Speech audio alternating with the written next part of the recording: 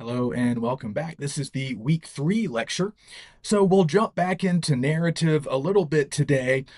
We've already covered the major narrative elements, and this week we are continuing to look at some examples of narrative. We're sticking with short stories, or we have one short story this week after reading two short stories last week. So we're seeing a lot of examples of fiction, fictional narratives that are often quite realistic in terms of how they're presented, but are, in fact, fiction.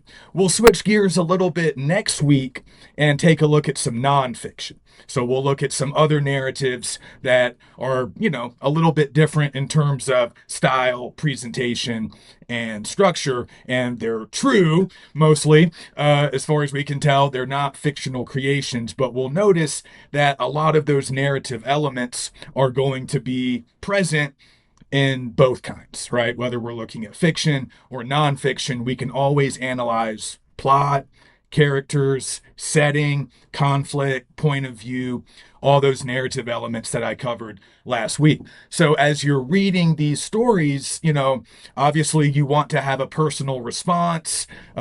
You want to be able to record your thoughts, your feelings, but also try to identify as many of these elements as you can. So when you're underlining, when you're taking your notes, when you're annotating, try to think about characters and conflict and setting and themes. Think about not just, what happens, not just those key narrative events, but also the narrative sequence. How are those events presented? How do they unfold? Think about all that stuff. Maybe jot down notes about all of that stuff so you can later choose some of that to write about, to focus on in your discussion posts. Because generally we have to write about these things that we're reading. So again, that's why those active reading strategies that we talked about in week 1 are so important.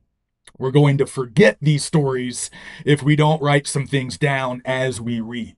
So underline, annotate, and look for those narrative elements. So this week we're reading the last of the Menu Girls, which I think you guys might enjoy. It's a really good short story by Denise Chavez.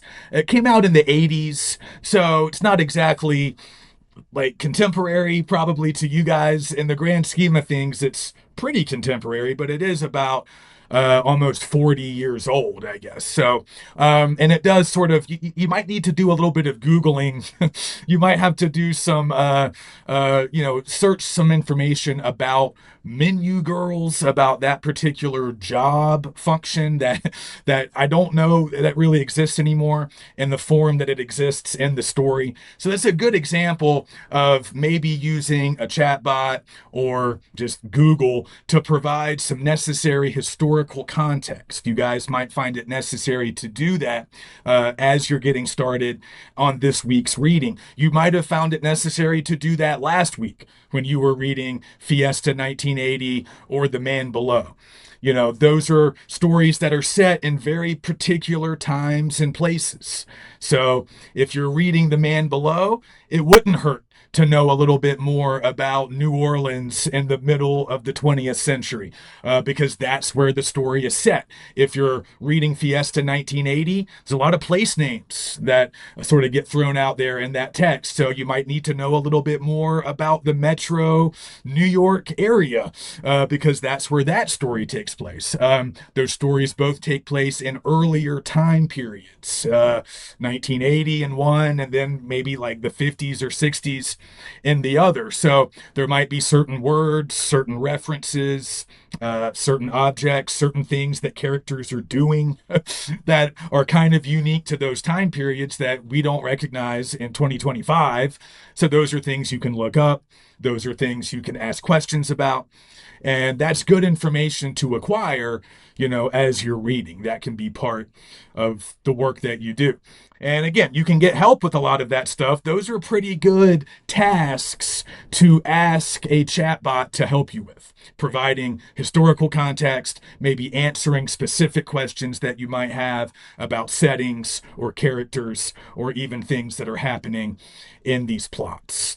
So we're going to continue to read. We're going to continue to think about narrative. But I want to spend most of this week's lecture returning to some AI stuff. And I know we might be tired of hearing about this. I talked a lot about AI in week one, but there were a few things that I wanted to get to back in week one, but I didn't get to them because I was trying to keep the lecture somewhat reasonable in terms of length. And then I had the intention of covering that stuff last week, but I sort of forgot and just talked about narrative the whole time. So I just want to sort of finish our conversation from week one. We've already covered a lot that I don't think I need to really rehash. These, our basic AI rules, our policies, sort of my way of looking at all of this stuff. uh, we don't have to go back over all of that, but I will just remind you guys to think about the writing process when you are writing the AI acknowledgement statement on your submitted work. So I'm grading discussion post one right now, and I'm noticing that most of the AI acknowledgements are pretty good. They're pretty specific. You're telling me what you did or what you didn't do. And for the most part, all of that seems to be checking out. But I would like you guys to use some of the specific language that we covered about the writing process, talking about pre-writing and then drafting and then post-writing as our three major phases or areas of the writing process. So like we talked about in week one, if you're using AI for the pre-writing steps like brainstorming, outlining, just basically generating ideas and then getting organized, like that's fine. That's actually a pretty good thing to ask a chatbot to help you with. And we'll look at some of that today, talk a little bit more about that this week. So if you're using it for pre writing, fine. But then when we move into drafting, that's really just your writing of the assignment. We want to do most of that ourselves. But in week one, I did mention that it is possible, it is okay for you to use information that was generated, from a chatbot. You can use some of that info in your writing.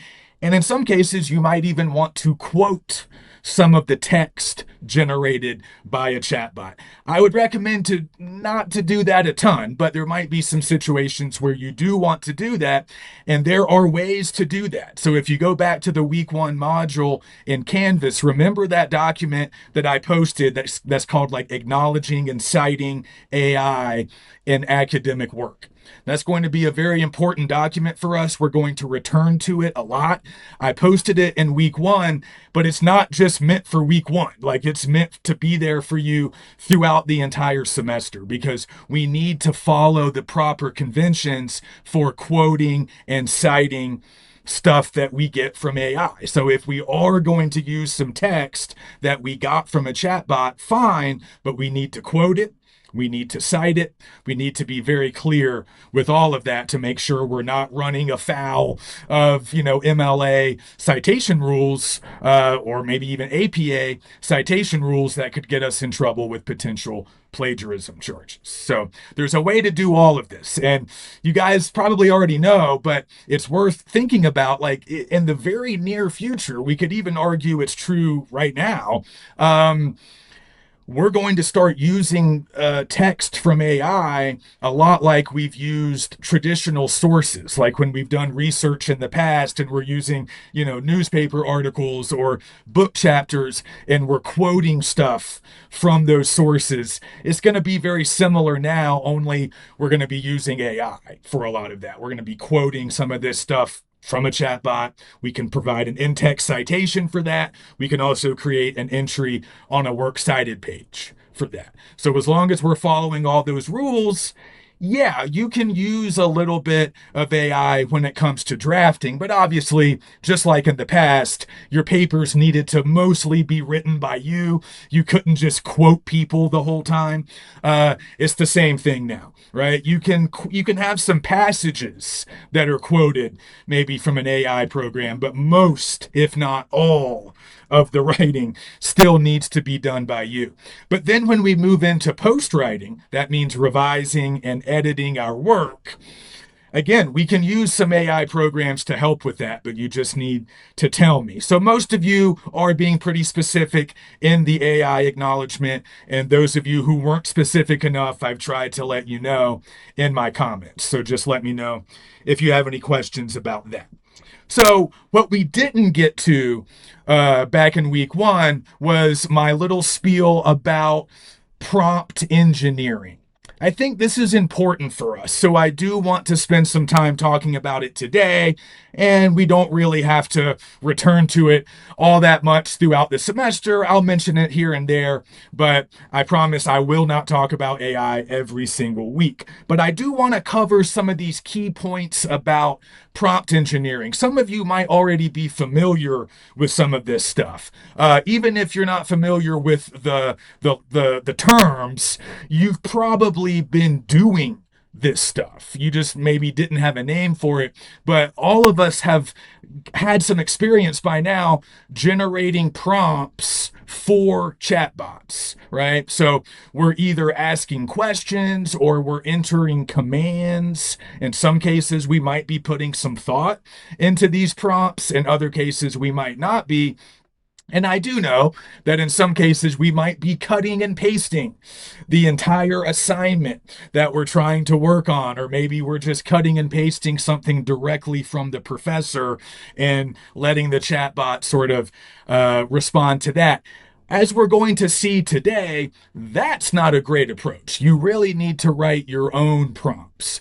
And a lot of experts are saying that this is really the future. Like, again, sort of looking ahead, I'm not sure that I'm totally on board with this theory, but I've read a lot about it, and a lot of people are talking about it, particularly in academic spaces. They're saying, within a couple of decades, maybe even within 1 decade, most people probably aren't really going to do a lot of writing for themselves. I mean, that's just reality. Instead, what we're going to have to get really good at, this is kind of their theory, what we're really going to have to get good at as humans is prompt engineering, writing and engineering good prompts for the chatbots. So we can be sure that we're getting exactly what we need and what we want from the chatbot. So I think that's kind of depressing. I hope that we're still doing a little bit more writing than just little short prompts in 10 years, but it could be true. And if it's not 10 years, that will probably be true in like 20 or 30 years, if nothing else. So we do need to get pretty good at writing prompts. Even right now, it's a very important skill because the information that you're getting from a chatbot is only as good as your prompt. It's only really going to be as good as your question or the specific prompt that you're typing in. If you're not putting a lot of time or thought into your prompts, you're still going to kind of stumble into some decent information, but it's not going to be as focused. It's not going to be as tailored to what you want or what you need. So you're going to have a lot more stuff to kind of sift through, and there's going to be a higher likelihood that you get kind of lost in the info. If you don't really know what you want, if you don't really know how to ask for what you want, it's going to be a more difficult process because even as you're going through some good info that the chatbot might be providing for you, you don't quite know what you're looking for. You don't quite know what you want to really zero in on. So you're wandering, you're uncertain. And you're more likely to just take whatever the chatbot spits out and say, okay, yeah, I'll just take that. That's going to be my paper, I guess. That's going to be what I write about, just whatever you're saying. But if you're unfocused, if you're unsure, that might not really be what you want to say. That might not really be what you want to write about, but you sort of get stuck with it because you never took the time to write a good prompt. So today, I want to talk a little bit more about some basic strategies that you can use when you sit down to ask a chatbot to do something for you. And the first thing I want us to think about, because this is kind of an interesting thought experiment, it really sort of indicates a wide variety of different sort of like perspectives or ways to view this whole process of getting information, getting content from a chatbot. Some people like to think of this as making requests or asking a chatbot to do something for you, almost like asking a favor, or the way you would ask a peer or a friend to do something. Hey man, do you mind giving me a ride to the airport this weekend? I have an early flight. I don't want to have to, leave my car there, right? You're making a request. You might even include please. Would you please do this for me? It's a request. You might even want to, compensate them for going out of their way to help you. So, do we see it that way? Do we look at it like we're asking ChatGPT to like do us a favor, or whatever the AI program is that you might be using, whatever the large language model might be, because there's many? Do you look at it as asking? Or are you making a request in kind of a nice way? Hey, do you mind doing this for me? Or do you see it more as issuing a command? Are you ordering the chatbot to do something for you? It kind of matters. Like the way you frame your request or your command, the way you're phrasing things, that really does matter as far as the quality of the prompt, and it has a big impact on the information that the chatbot's going to generate for you. So it is worth thinking about. It might seem kind of silly because it's a chatbot, it's not a real person. So maybe you think ultimately it doesn't really matter. You can be rude to it, you can be nice to it, you can make requests, or you can give orders. You might think, well, what difference does it make? But it does make a difference. And it also says a lot about how you're sort of understanding your relationship with the chatbot. It might say a lot about kind of how the Eliza effect is maybe in the process of occurring, or it might sort of indicate that you're viewing the chatbot more as like so it's like kind of beneath you, like serving you, doing things for you because it has to, and that can sometimes be a little dangerous as well. So yeah, it's slippery. We don't want to start thinking of the chatbot as our equal. We definitely don't want to think that. We don't want to start thinking of it as a person that truly knows us. But we might not also want to order it around all the time, because that might have a negative impact on outputs. And of course, we're very invested in getting good outputs. So we have to have good inputs. The inputs come from us, the prompts. And then if the prompts are good, we're going to get good results. So I wanted to go through a few key things to keep in mind when it comes to prompt engineering. Again, you don't have to be an expert. You don't have to think of yourself as an engineer. I am certainly no kind of engineer. These are just strategies to help you create better prompts. So let's start by thinking about task. And I put most of these notes are in the week 1 module. So you can always, the week 3 module. So you can always return to this stuff. But let's think about tasks. What are the tasks that we are asking these chatbots to perform? You need to put some thought into it because, again, you really need to know what you want. I find that oftentimes students don't think about it much. They just, want the work done. So they put in very general, very vague requests or commands. And they're just asking the chatbot to, do very general things that the chatbot probably can do, but the requests are very general. They're not specific, they're not focused. So doesn't mean you're going to get bad info. It just means you might get too much info. Again, you don't know what you're really focusing on. You don't know what you really want or need. So you might have trouble sifting through all of the results and finding the stuff that's really going to be helpful or important to you. So if you remember back in week 1, we talked about all the different things that a large language model powering a chatbot can do for you. And we talked about the many things that it can do and do pretty well. And we mentioned summarizing. So as I'm reading through discussion post 1, I am noticing that many of you asked a chatbot to help you maybe summarize those articles that we read. Or in some cases, you're asking for it to summarize the main ideas or tell me what the hell Mun is talking about. And yeah, that's a pretty good task to give a chatbot because a chatbot can do that. It can provide a pretty good summary of virtually any text that we read. And I know that you guys already know that.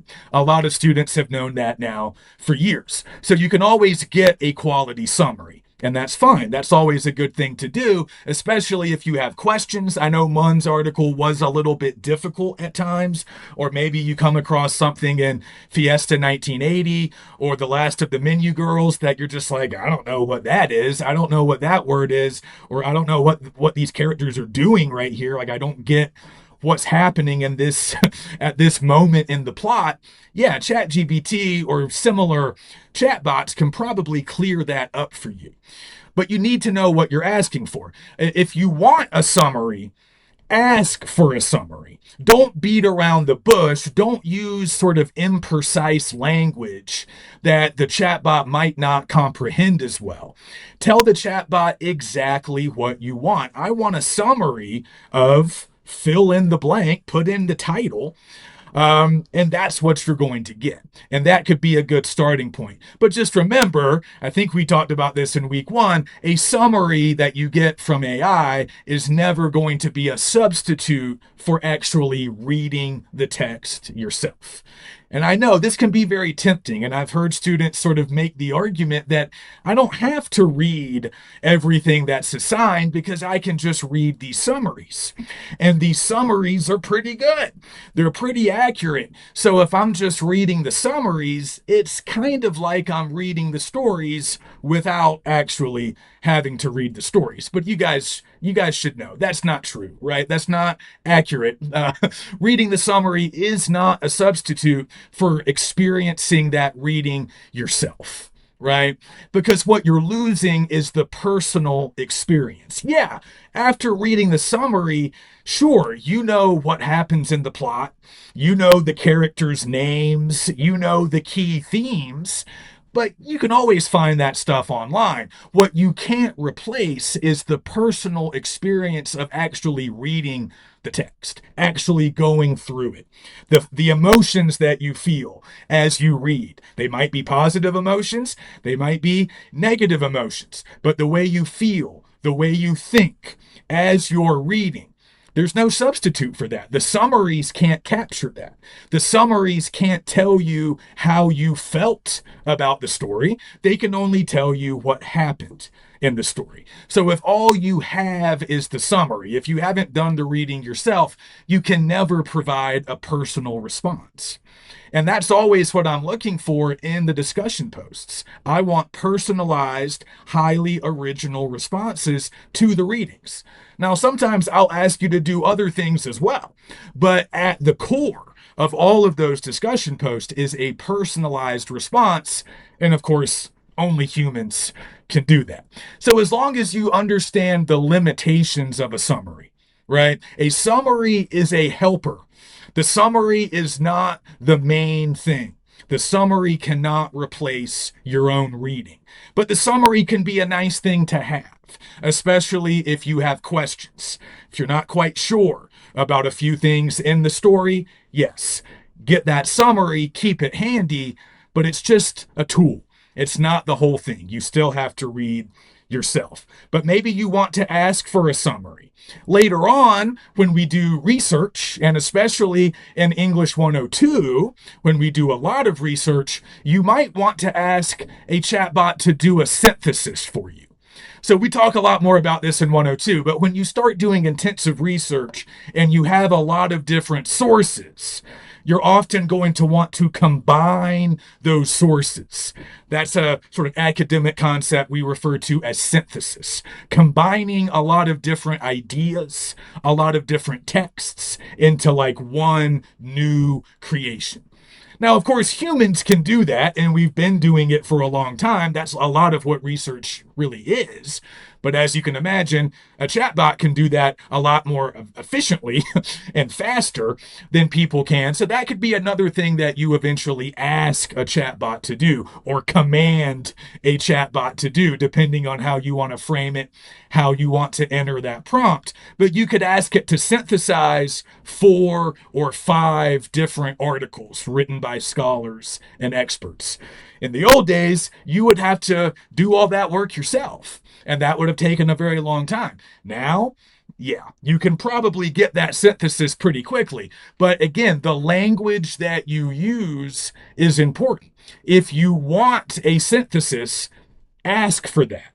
And make sure you're entering the titles or the author names of all of the articles, all of the sources that you want. You can't make mistakes on this level. See, that's another thing to remember about prompts. If you mess up in your prompt, if you mess up a title or a name, or if you just kind of misspeak because you're not paying a ton of attention and there's something faulty or inaccurate in the prompt, then that's probably going to give you less than stellar outputs. You're going to get less than stellar results. So you really have to be careful and correct with your prompts, and you have to be specific about what you want. Do you want a summary? Do you want a synthesis? Now, I noticed a lot of you were getting help from a chatbot at the pre-writing level when you were working on the first discussion post, that first stage of the writing process.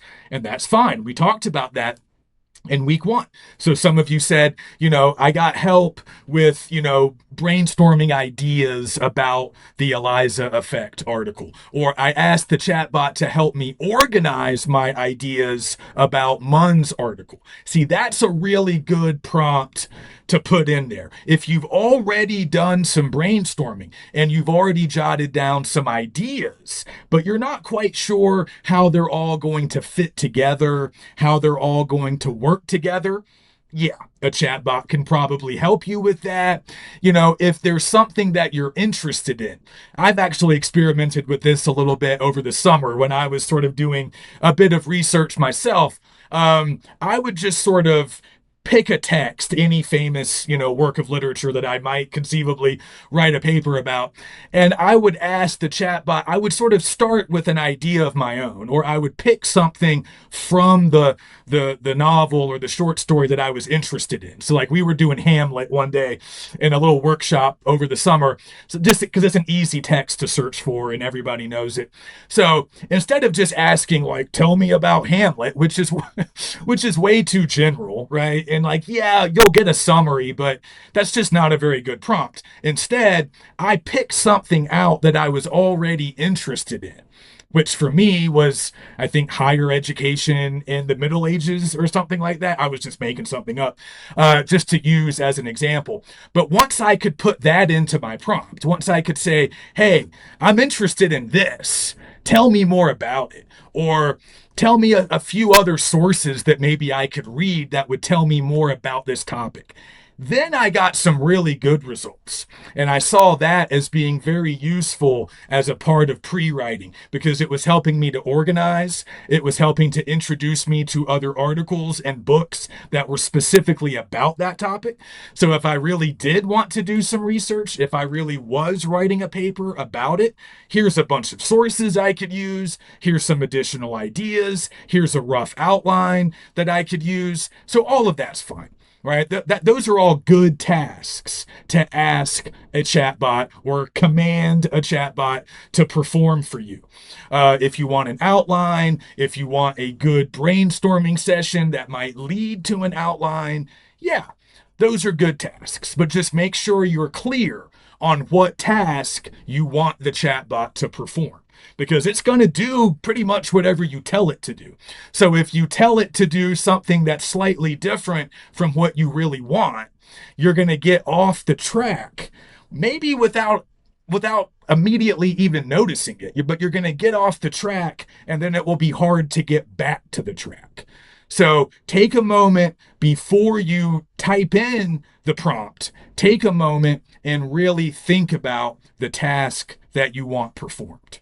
Think about the tasks that you need to perform later when it comes to actually putting together the assignment, but also think about the tasks that you want the chatbot to perform for you right here in a few minutes before you jump in.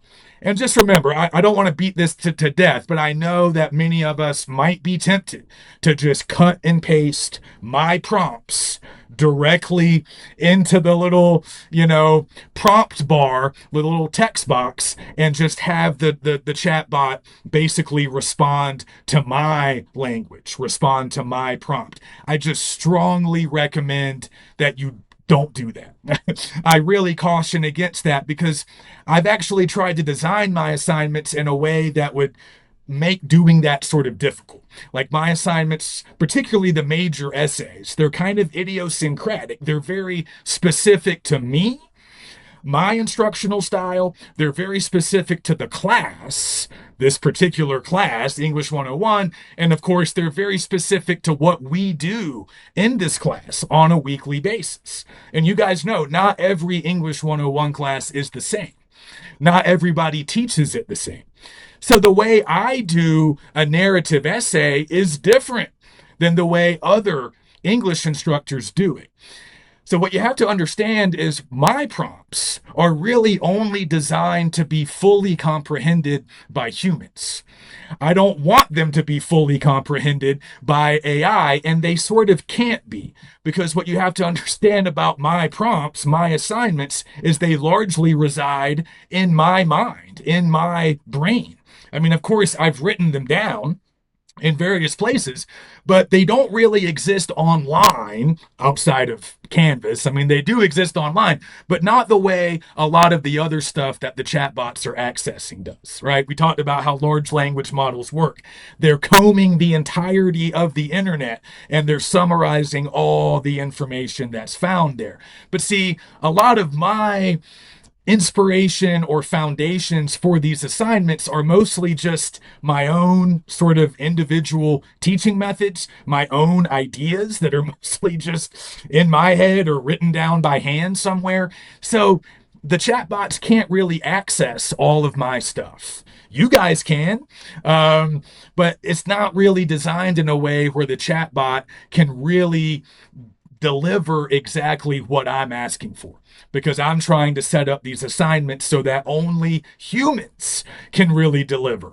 That's because I'm asking for personal responses. I'm asking for a level of original content creation that only people can do. Again, you got to remember, no matter how smart the chatbots seem to be, they are still incapable of original thought.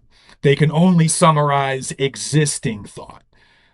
So that's a major shortcoming. Some people think eventually we're going to have more sophisticated AI that can be creative. I don't know, but we're not there yet. We don't have that technology. At least it's not readily available to consumers. Maybe the government has it. I don't know.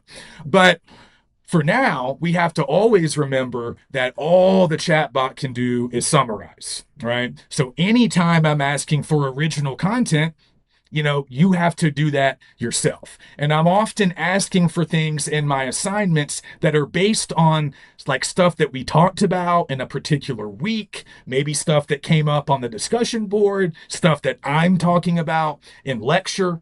And it's very specific to me and to you guys and to this class. So if you get a summary of what every other English 101 class has done for a narrative essay, that might not really capture what we are doing, because it might be a little bit different in here. So I just really want you guys to write your own prompts. You can use some of my language. You can take some of what I'm saying and maybe rephrase it, rework it. You can quote me a little bit, but I don't want you to just cut and paste my prompts. Write your own prompts. That's a really important skill to develop, not just for this class, but really just for the future, your entire futures. Okay, so that's the first thing I wanted to cover. Now let's talk about format. This is pretty simple because we're sticking primarily to one format of writing, one type of writing in this class, one major type, which is academic writing. But as I told you guys in week one, within that large category, we are learning about a lot of different writing styles, a lot of different kinds of academic writing. So we're doing narrative to start, and narrative is a little different than a lot of other kinds of academic writing that you might do in 101. Narrative can also very much function outside of academia, as we've seen. Narratives are often showing up in entertainment, works of fiction, journalism, all kinds of different walks of life. So it's not unique to academics, but we do it in academic contexts. But we're also going to do other kinds of academic writing, argumentative writing, definition, a form of analysis. That's all academic writing. So we mostly stick to academic writing in this class. So that's primarily the format that we're looking for when we go and ask or command ChatGPT to do things for us. Okay. But you guys know there's other types of writing that you might do outside of this class, outside of English class. So you might be doing a spreadsheet. You might be writing a memo or a progress report in a professional writing kind of scenario if you're doing writing for work. Emails, perhaps one of the most common types of writing, or text messages, writing that all of us do, no matter what kind of jobs or interests we have. So those are all different types of writing, different writing situations. So I tried to get you guys a little bit acquainted with different writing situations back in week one by asking you to email me and also send a text message to a friend and also introduce yourself to the entire class. Those were all slightly different formats, right? An email to a professor, kind of formal. You're sort of using that academic style. You don't really want slang. You don't really want to be like, hey, what's up, man? That might be how you talk to a friend. Probably not how you're going to talk to sort of somewhat of an authority figure. Not everybody sees me that way, but somebody who's probably older and is in some position of authority. So that's one type of writing scenario that we find ourselves in often. Then texting a friend, that's obviously very different, right? Very informal. We can usually do that kind of writing ourselves. We're not too worried about following the rules of standard English. We can use slang, we can use abbreviations. It's very laid back. But then I thought the introduction to the class was an interesting kind of middle ground. It's not quite formal because you're not talking to an authority, but it's not as informal as talking to a friend. Because while you are addressing peers, your classmates, you guys probably don't all know each other. So you're getting to know each other, first impressions. So there's a little bit of formality, more so than the text, but obviously not as much as an email. So those were three slightly different writing situations, different writing formats that required maybe slightly different strategies.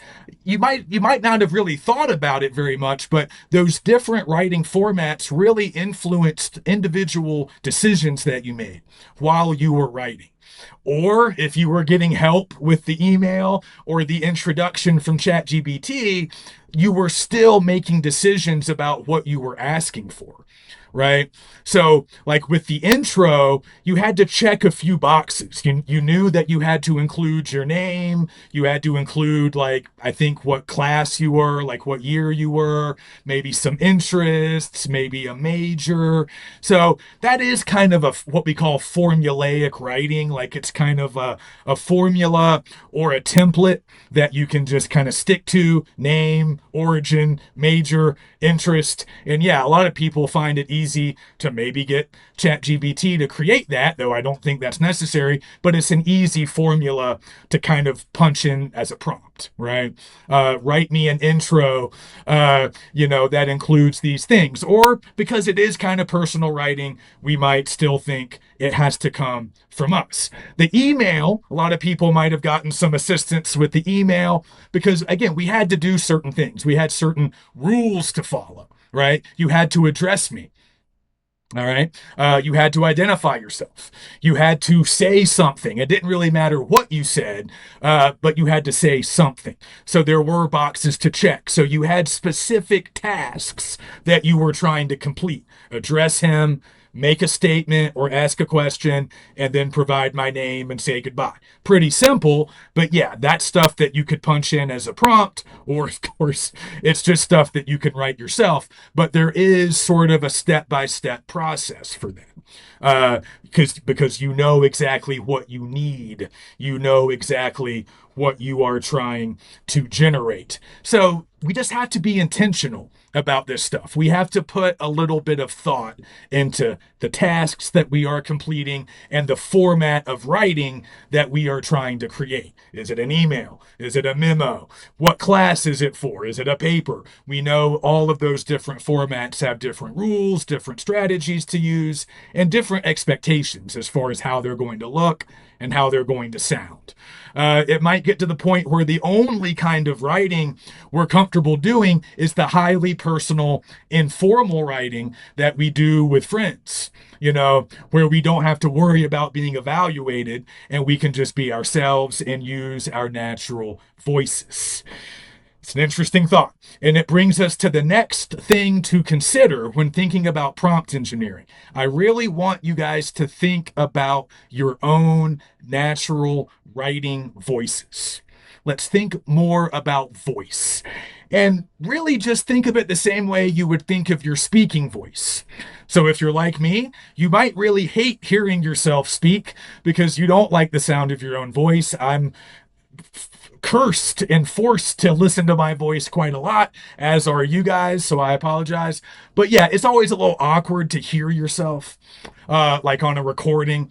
So maybe we don't like to think about our voice, but think about how you speak. Think about your style of speaking. Think about the way you speak to your friends. Think about how you speak to your spouse or your significant other, if applicable. Think about how you speak to your parents, your siblings, your professors, your coworkers, anybody. Just how do you talk? Everybody has their own style of speaking. Everybody has their own sort of tones that they use, word choice, the way we assemble sentences. It's different for every individual because we are all individuals and we all have slightly different styles. We all think a little bit differently from one another. We all talk a little bit differently from one another. And of course, yes, we all write a little bit differently from one another. We all have a natural writing voice. Now, a lot of students don't really think so because maybe you haven't discovered your voice yet or you haven't gotten acquainted with it yet. But I would argue that your voice already exists, but maybe you're just not really familiar with it yet. And I think in some ways, K through 12 doesn't always help us really get in touch with our voices. Because again, we're often taught to do academic writing. So this is an age-old problem. This definitely predates AI. Instructors have noticed this for generations.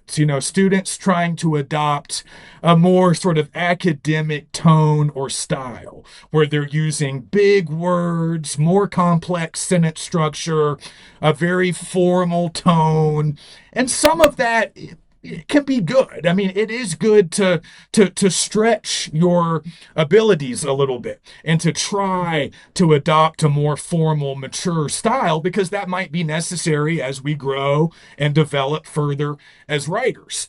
But sometimes we can overdo it.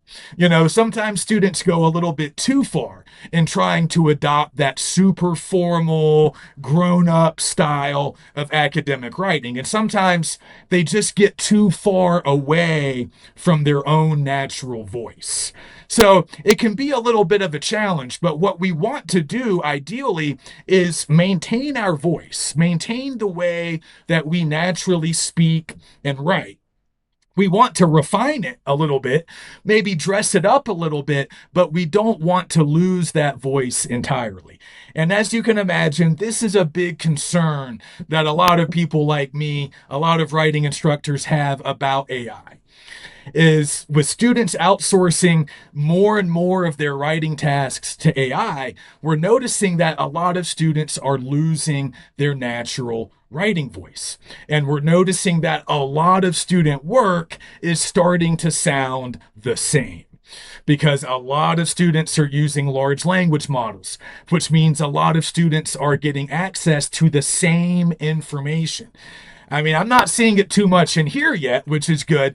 But in previous classes, I would even notice like the same phrasing, the same words, not just the same ideas would keep showing up in, multiple student papers, but the same exact phrasing.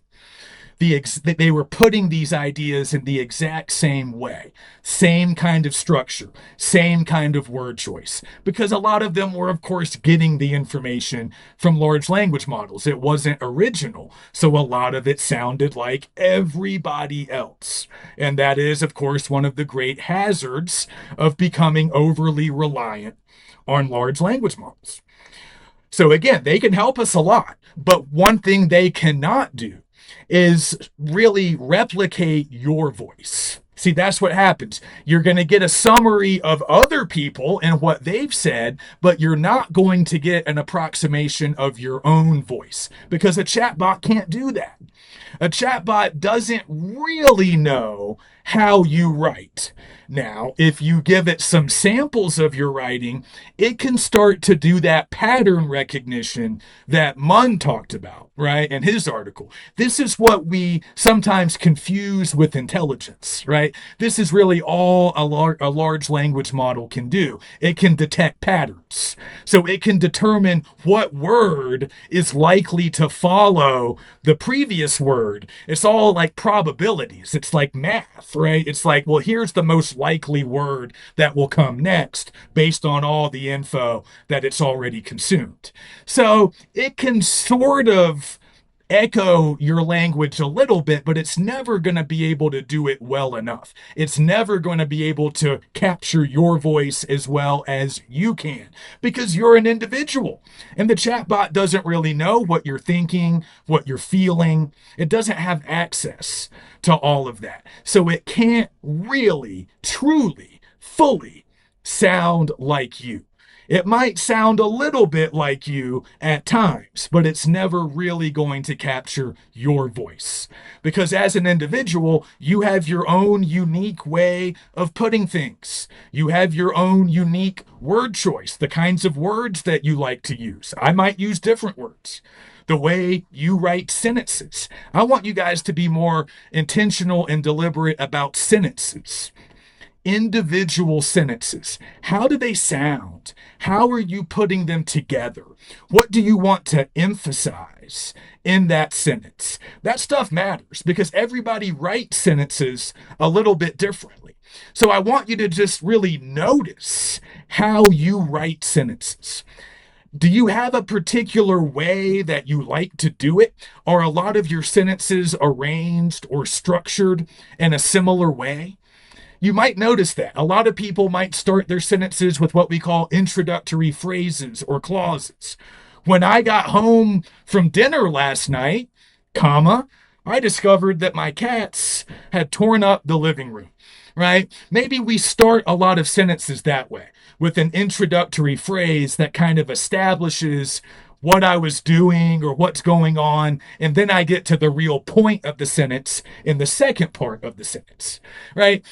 We don't always think very hard about that stuff because maybe we don't have all the terminology. Oh, I don't really know what an introductory phrase is.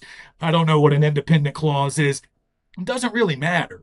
You guys can still break down your own sentences, even if you don't have all of the English teacher vocabulary. I mean, I can certainly give you that vocabulary if you want it, and we'll talk sometimes in my comments. I might, mention some of that stuff, and we can talk about it more if we ever need to.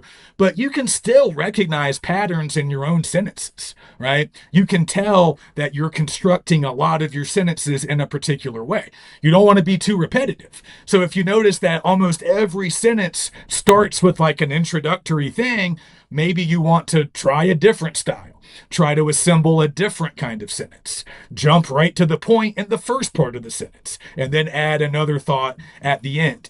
A lot of sentences basically mirror our thought processes, right? You're going to arrange your sentences based on how you think, based on what's most important to you, based on how you talk.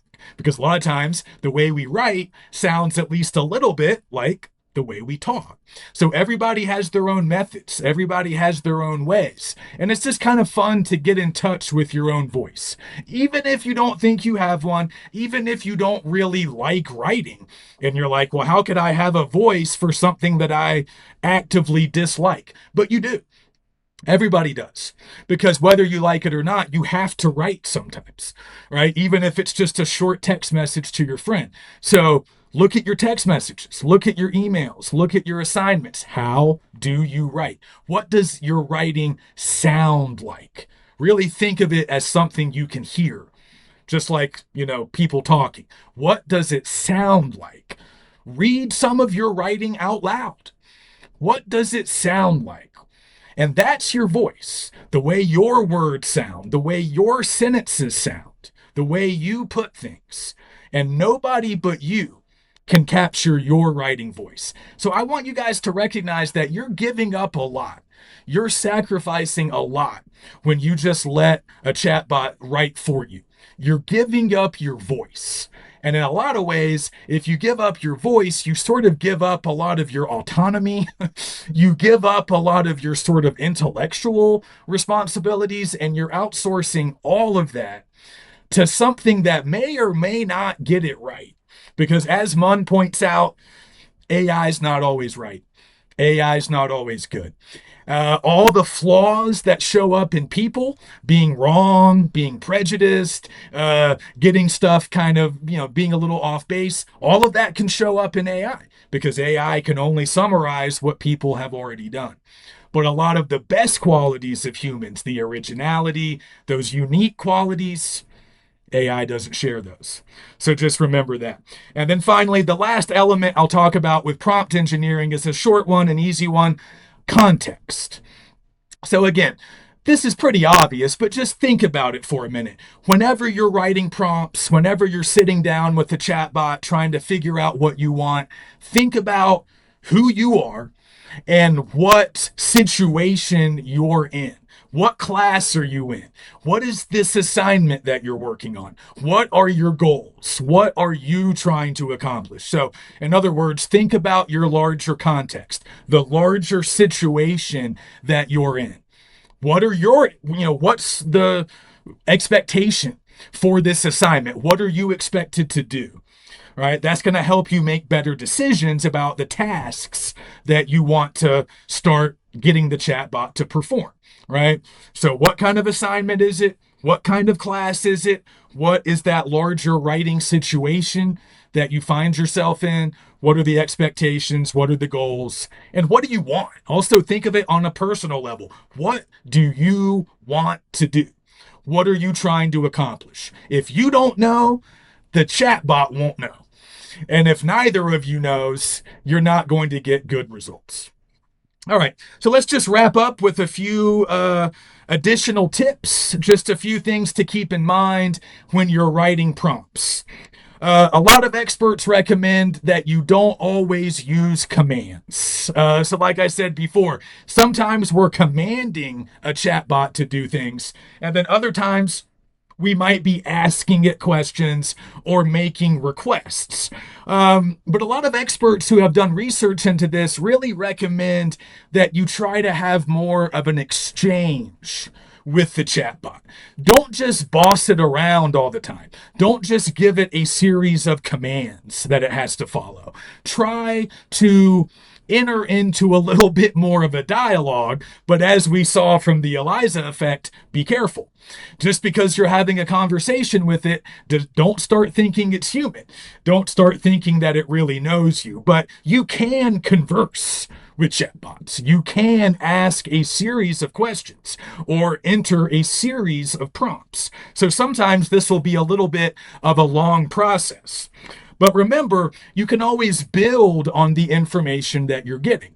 So you might start by asking the chatbot a specific question about the man below, something that we read, something that we're working on in class. A very specific question, and then you get an answer. Okay, great. So you can take that piece of information, that answer, and you might want to build on it. Maybe that makes you think of something else. So now you have another question, or you want to explore another sort of related area.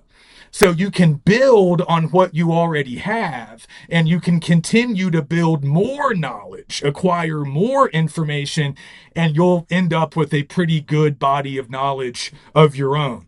In education, we often talk about this, or we call this scaffolding.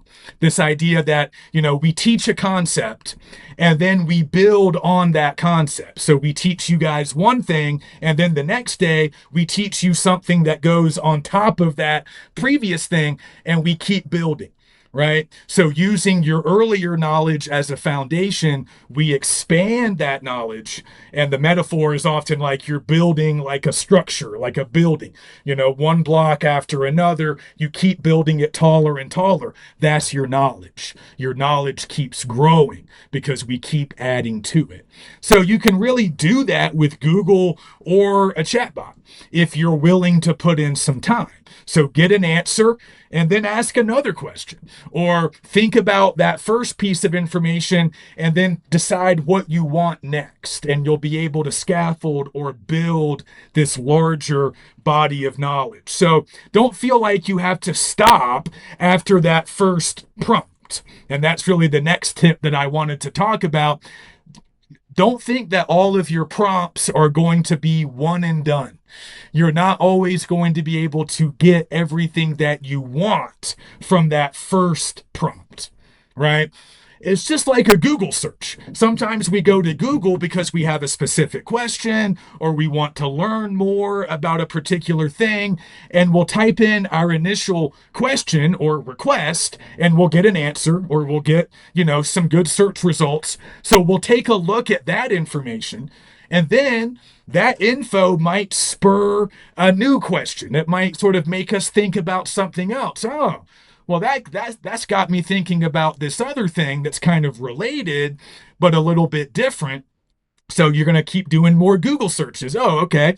I was actually doing this the other day, very sort of mundane, boring searches about distances to different cities because I was actually planning a upcoming road trip. So this was pretty practical. I was finding out distances and like driving times between different cities. That's what I started doing. But then I just got interested in learning the distances between all kinds of different places. I ended up all the way up in like Canada. I was mostly just, killing time, but I got interested in some of these distances. So I was like, oh, well, how far is it from Portland to Vancouver? How far is it from Vancouver to this other place? But it's kind of the same thing. I was building on what I had already learned about previous distances, and I was asking new questions about new distances. Oh, so it's that far from Minneapolis to Bozeman. What about from Bozeman to, again, that's not academic work, but it kind of works the same way, where you have one question at the beginning and then it leads to a lot of other related questions. So you're building this body of knowledge. And sometimes that takes multiple prompts. So be patient. You might not get everything that you want from that first prompt, but keep refining your requests. Keep changing some of the words. If you're not getting quite what you want, the problem might be with your prompt. You might want to change some of the individual words that you're using. You might want to change the way you're sort of structuring the sentence. If you have a complete sentence there, maybe the sentence isn't really clear. Maybe you want to rearrange the order of some of the ideas in that sentence, and that's going to give you better results. Or maybe you just want to make a brand new request based on info that you've already acquired, but now you're perhaps going in a slightly new direction, or you have a new thing that you want to explore, a new question that you want to ask. So this can be time consuming, but it can also be fun. It can be interesting. And this is really how you can learn, from a chatbot. When you're doing this kind of prompt engineering and you're sort of doing multiple prompts, you're being very intentional, very deliberate about what you're asking for, what tasks you're trying to perform, then you're learning, right? The chatbot can help you learn if you're doing this kind of building, this kind of scaffolding, this, assembling your own, this, because this becomes your own knowledge, right? Becomes your own body of knowledge that you can use later. So you can get a lot out of these searches and a lot out of these prompts if you have the patience, and if you're paying attention and being really intentional about this stuff. You're going to get good outputs that will be able to help you on your future assignments. So that's pretty much it. We'll get back more into narrative next week, but we'll also talk more about description, a very important part of narrative. We'll learn a little bit more about how to provide good descriptions in our own writing as we also look at examples in the writing in the reading that we're going to do next week. So I also want you guys to start thinking about writing narratives of your own, because that's on the horizon. As we start learning more about description, we're going to learn strategies that we can use in our own narratives. And by week 5, we're going to be working on our own narrative. So start brainstorming, start thinking about what you might like to write about, what kind of plot do you want, what kind of characters, what kind of setting, what do you want the story to really mean. You can start thinking about it, and we'll start working on those papers soon. So let me know if you have any questions. Otherwise, I will see you next week.